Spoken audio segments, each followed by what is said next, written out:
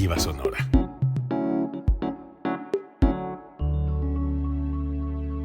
Código Libre.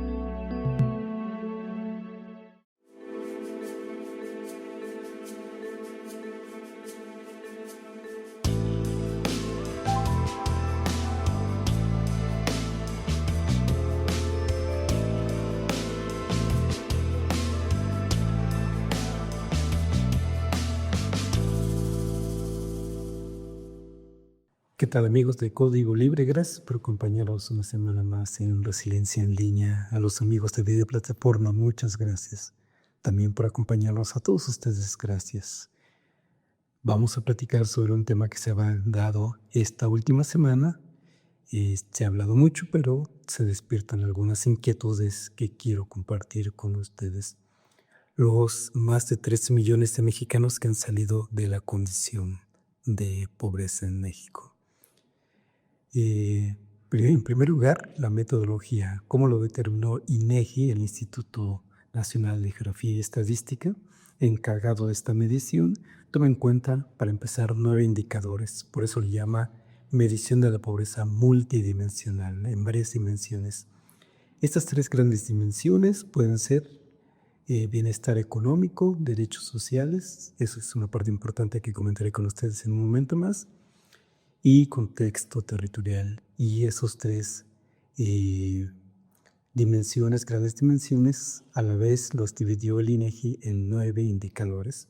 Ingreso corriente per cápita, lo que gana cada mexicano, rezago educativo promedio en el hogar, acceso a los servicios de salud, acceso a seguridad social, calidad y espacio de la vivienda, acceso a los servicios básicos en la vivienda, acceso a la alimentación nutritiva y de calidad, grado de cohesión social, muy importante hoy en día, y grado de accesibilidad a las carreteras pavimentadas. Por eso es que se le llama medición de pobreza multidimensional. Se trata de un mecanismo de medición que está establecido en la Ley General de Desarrollo Social. Se basa en una encuesta de medición de pobreza multidimensional y también se basa en una encuesta nacional de ingresos y gastos de los hogares. Es una medición que se da desde el 2008, cada 2 años, y al menos en esta última medición que dio a conocer el INEGI la semana pasada, destaca una comparación entre 2016 y 2024. Y para lo que les vamos a comentar hoy también, vamos a tomar estos 2 datos, esos 2 años, 2016 y 2024. En primer lugar, y sin más, lo que ya se ha dicho en medios de comunicación, en plataformas digitales, es cómo es que entre 2016 y 2024, los mexicanos que salieron en condición de pobreza, de la condición de pobreza, son 13.700.000 habitantes. 13.700.000 habitantes, y es un dato que no se ha vivido en México básicamente nunca, un dato inédito, y que pues por eso nos tiene a muchos mexicanos contentos.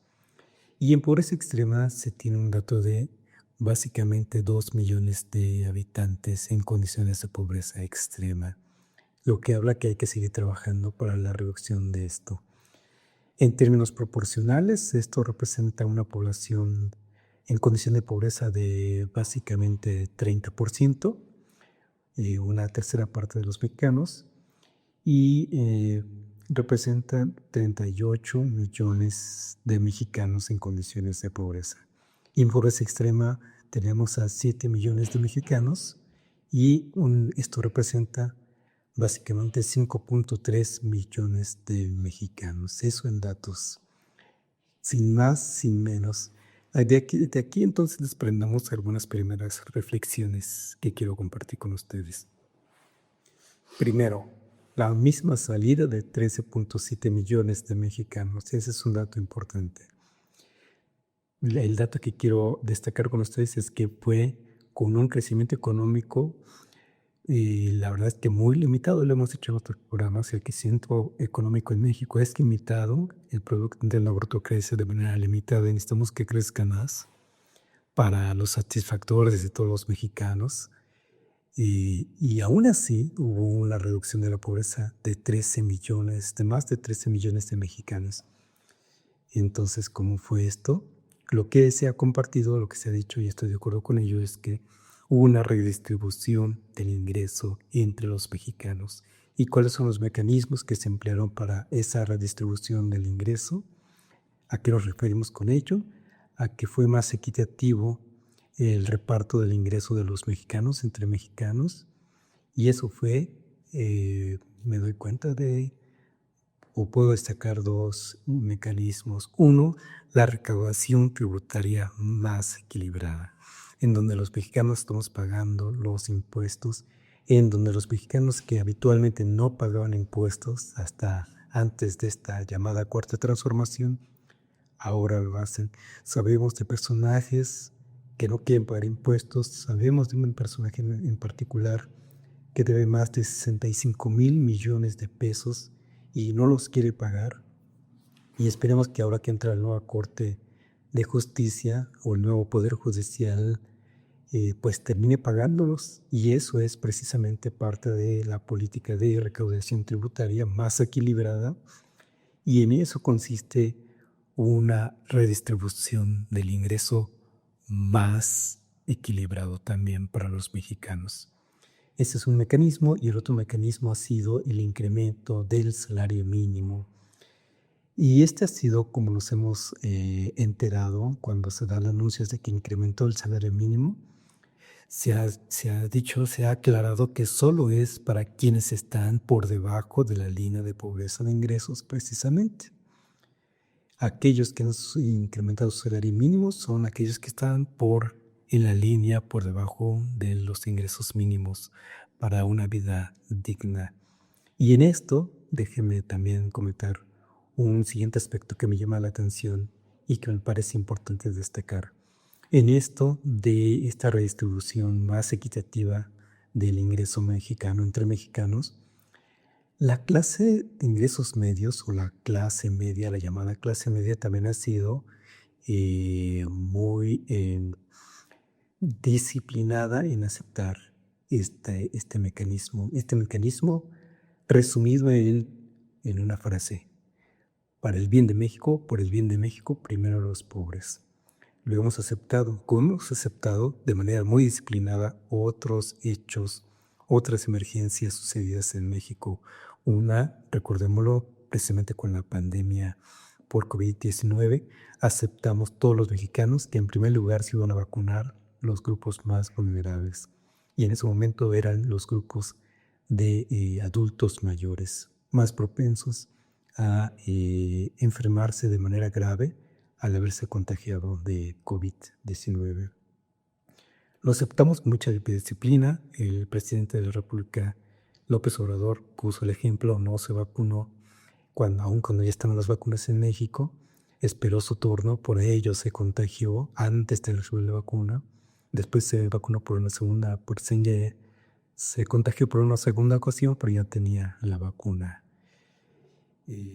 Y otro momento especial para México, para los mexicanos, de disciplina de todos los mexicanos, fue cuando se decidió combatir el huachicol. Eso fue en el año 2018, 2019, ¿recuerdan? Principios de 2019, cuando escaseó la gasolina porque se estaba dando combate al huachicol. Los mexicanos fuimos disciplinados, lo aceptamos ese combate. Pusimos nuestro grano de arena en ese sentido y nos fuimos a formar, a hacer filas en las gasolineras donde había disponibilidad de gasolina para recibir la que necesitábamos, para comprar la que necesitábamos, también con buena disciplina. Y en este caso, ¿cómo es que se logra una reducción de 13 millones de mexicanos, de más de 13 millones?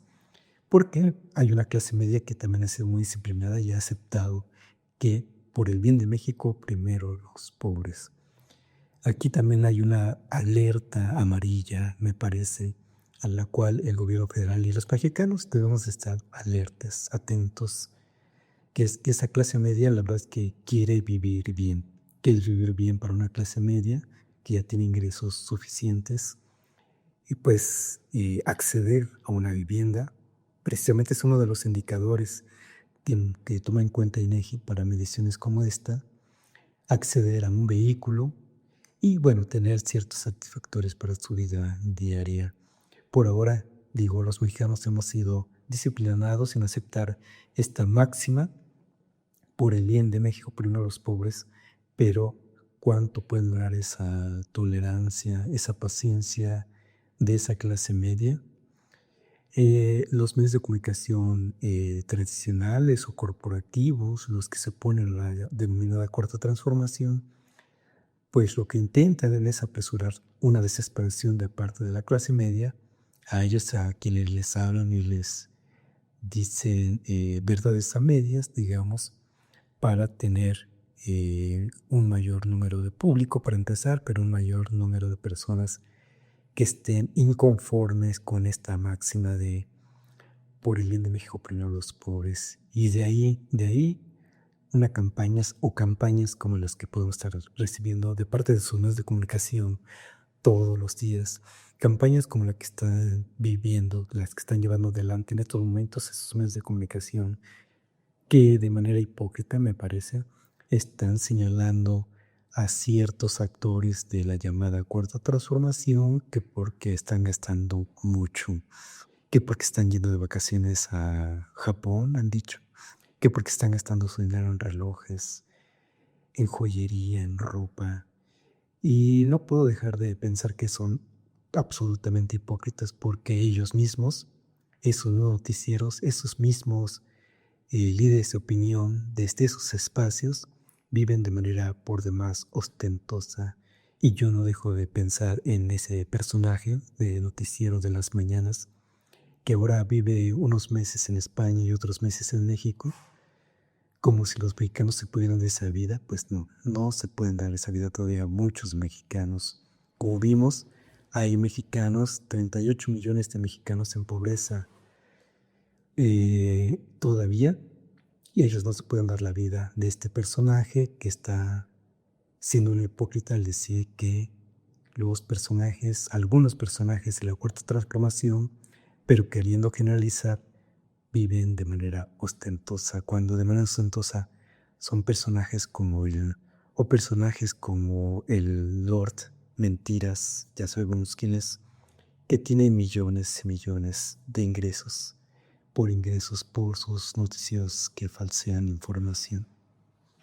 En fin, ese es como un paréntesis, pero sí, llama la atención de que la clase media ha sido disciplinada y destacó la reflexión de hasta cuándo esa clase media va a ser paciente para esperar, digamos, su turno. Todos los mexicanos queremos vivir bien. Yo me alegro de que 13 millones de mexicanos hayan salido de la pobreza. Y no dejo de pensar que hay una población mexicana que también aspira a vivir mejor, que no le basta con no estar en la pobreza, sino que aspiramos siempre a tener una casa, a tener un vehículo. Eso no tiene por qué, pero avergonzarnos, como no tiene por qué avergonzarnos salir de vacaciones. Y si alguien tiene sus ingresos, su dinero, sus recursos para tomarse unas vacaciones, a Japón o a donde sea que lo hagan, es su dinero y si ha sido bien habido, adelante. Nadie tiene por qué avergonzarse de aspirar a una vida todavía mejor de lo que ha tenido. Y en eso estamos, en trabajar para tener esa vida digna para empezar y después una vida decorosa también. No hay nada de qué avergonzarse siempre y cuando ese dinero sea bien habido. ¿Y qué pasa con Michoacán? También tenemos unos datos al respecto que llama la atención. Me llama la atención Michoacán, que es una población de 4.750.000 habitantes. 4.750.000 habitantes. Está en el lugar número 12º en cuanto a población en condiciones de pobreza. En el lugar 12, básicamente. ¿Eso es mucho o poco? Necesitamos compararlo precisamente con otras entidades o bien compararlo con otros años, asimismo con otros años. Y ocupa el lugar número 12. ¿Quién ocupa el primer lugar? Lamentablemente siguen siendo los países, los estados, las entidades federativas del sureste, y estas son Chiapas, Guerrero, Oaxaca. No sorprende a nadie, lamentablemente, que sigan siendo las entidades más empobrecidas, a unos niveles así dramáticos, me parece, porque Chiapas tiene una población de 66% en condición de pobreza. Es muy alto, a diferencia de Michoacán, por ejemplo, que la tiene en 34%, o la población de Michoacán en condición de pobreza está en 34%, mientras que de Chiapas básicamente se duplica, es 66%, la de Guerrero 58%, la de Oaxaca 51%. En ese sentido, Michoacán no está tan mal, pero siempre podemos estar mejor y hay que aspirar a ello. Ahora, Michoacán respecto a sí mismo, pero en 2016. En 2016, 54% de su población estaba en condición de pobreza.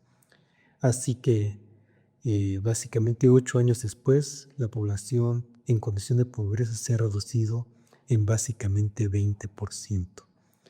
54% en 2016 y hoy, 2024, con datos de 2024, está en 34% esa población. 34%, o bien en términos absolutos, 1.700.000 michoacanos viven en condición de pobreza y todavía hay que trabajar para que esos michoacanos salgan de esa condición de pobreza. Veamos otros datos. Población en condición de pobreza extrema. Michoacán ocupa el 9º lugar y su población en esa condición es el 5%, o bien 770.000 habitantes. 5.4%. ¿Y cómo estaba en 2016? La población en condición de pobreza extrema era de 8.3%. Es decir, también se reduce la población en condición de pobreza extrema en Michoacán. La población con rezago educativo en Michoacán se reduce del 28% en 2016 a 25.7% en 2024. Con carencia de alimentación nutritiva, estaba en 2016 27.8% y en 2024 está en 20.4%.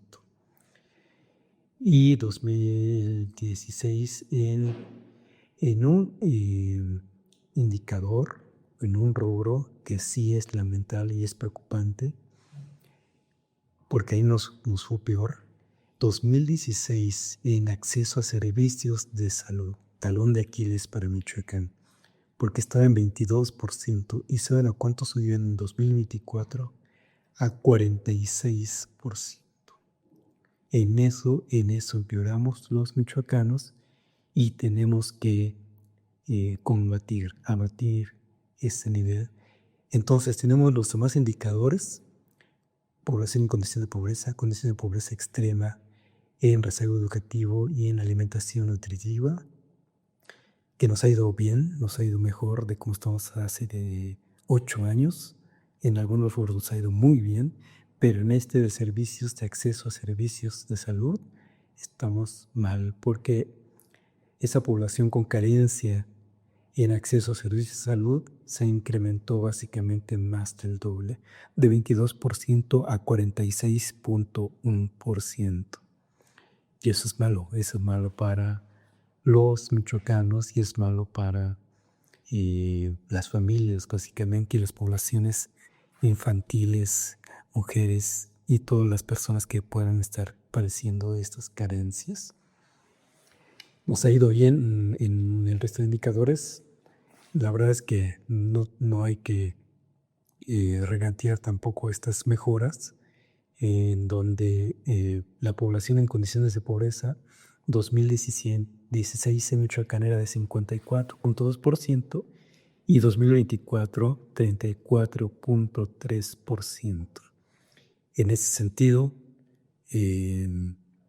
pues la razón está del lado del proyecto que se emprendió desde 2018 a la fecha.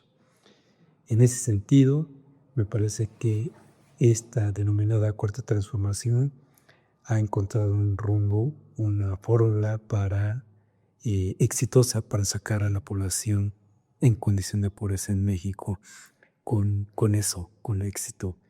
Y me parece que se ha trazado el rumbo y habrá que continuar así.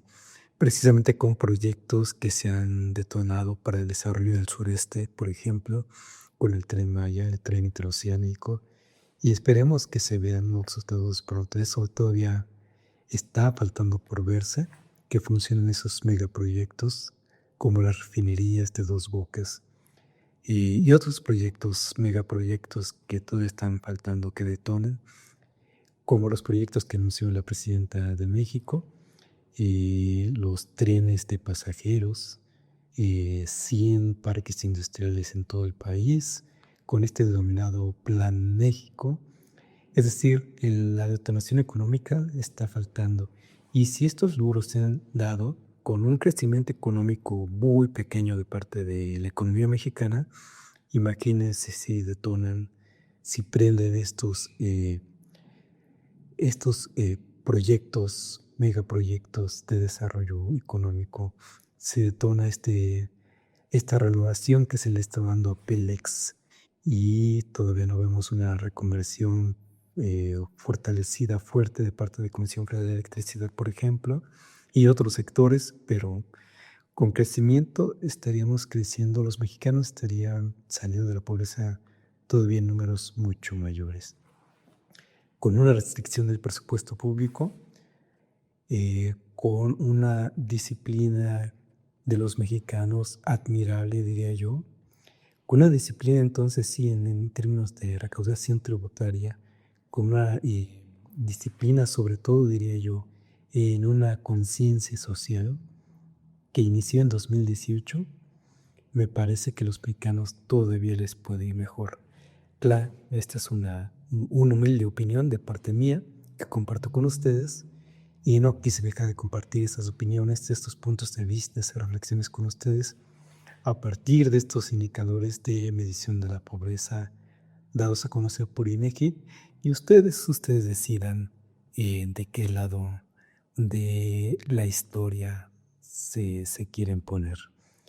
Lo que sí, lo que a todos nos debe dar un gusto, mucho gusto, es que 13.700.000 mexicanos hayan salido de la condición de pobreza.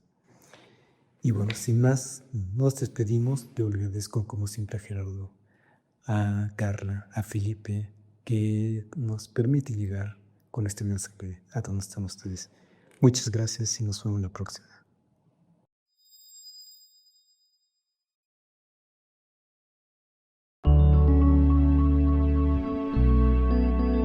Código Libre.